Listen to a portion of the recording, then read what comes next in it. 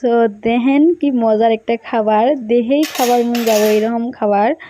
তো এই খাওয়াটার মাত্র 2টা বস্তু দিয়ে সুন্দরভাবে বাড়িতে বানাবার পাবেন। তো চলেন শুরু করি। তো আসসালামু আলাইকুম গাইস, আমার ভিডিওর সবাইকে ওয়েলকাম করি।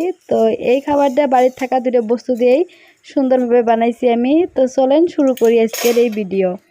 তো প্রথমে আমি ডিম নিয়ে নিলাম 2টা। তো তো ডিম 2টা আগে ভাঙিয়ে নিব। এই জায়গায় দেখেন। তো আরও এই রেসিপিতে লাগবে চিপস আর ডিম, এই 2টা বস্তু দিয়ে হয়ে যাব সুন্দরভাবে। তো এই জায়গায় আমি নিয়ে নিলাম ইলেকট্রিক ব্লেন্ডার দিয়ে ডিম দিয়ে সুন্দর করে ব্লেন্ড করে নিব। তো এই জায়গাতে আপনারা চাইলে ইলেকট্রিক ব্লেন্ডার না থাকলে কাঁটা চামচ দিয়েও হয়, কিন্তু টাইম বেশি লাগে। কিন্তু ইলেকট্রিক ব্লেন্ডার দিয়ে 5 থেকে 6 মিনিটও সুন্দরভাবে ডিম দিয়ে ব্লেন্ড হয়ে যাব। হ্যাঁ, ডিম দিয়ে কতটুক টেক্সচার এসে গেছে গা, আরও অল্প ব্লেন্ড করা লাগবো। তো এইভাবে ব্লেন্ড করলে ডিমটা পুরা সুন্দর একটা টেক্সচার এসে যাব, পুরা ফর্ম হয়ে যাব ডিম দিয়ে।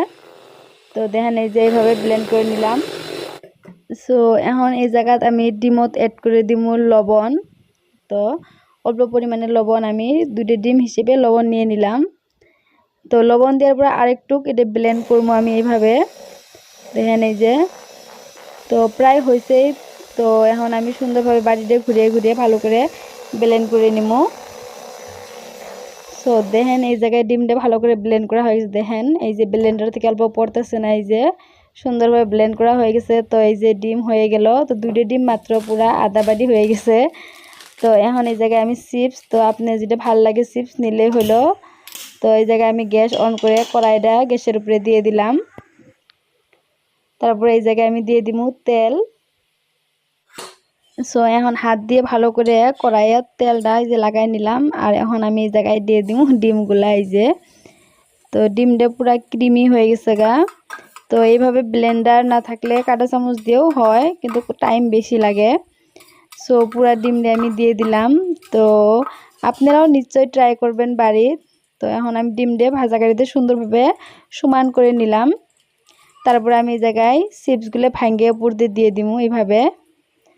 তো আপনি যে চিপস ভালো লাগে তো ওই ফ্লেভারের দিয়ে দিবেন। তো আমি এই জায়গায় এই যে চিপস পুরা ভাঙিয়ে দিয়ে দিলাম গুঁড়া করে। তো চিপসগুলো দেওয়ার পরে এটা ঢাকনা দিয়ে ঢাকিয়ে দিব। আর গ্যাসটা একদম লো ফ্লেমত তো দিয়ে দিছি। তো দেখেন ডিমটা পুরা কেকের মতন ফুলছে, দেখবাই লাগছেন। সো ভালো করে হয় নাই, তো আমি আরেকটু কেটে ঢাকি আরও 2-1 মিনিট হওয়ার দিব। তো গ্যাসটা একদম লো ফ্লেমত দিছি, একদম একদম লো। তো এই যে হয়ে গেছে প্রায়।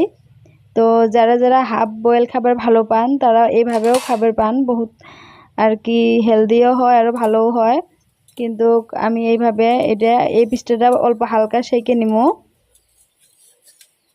তো এটা দেখেন এক সাইড পুরা সুন্দরভাবে হয়ে গেছে। তো এই সাইডে চিপসলা সাইডটাও আরেকটু ভাইজে নিব।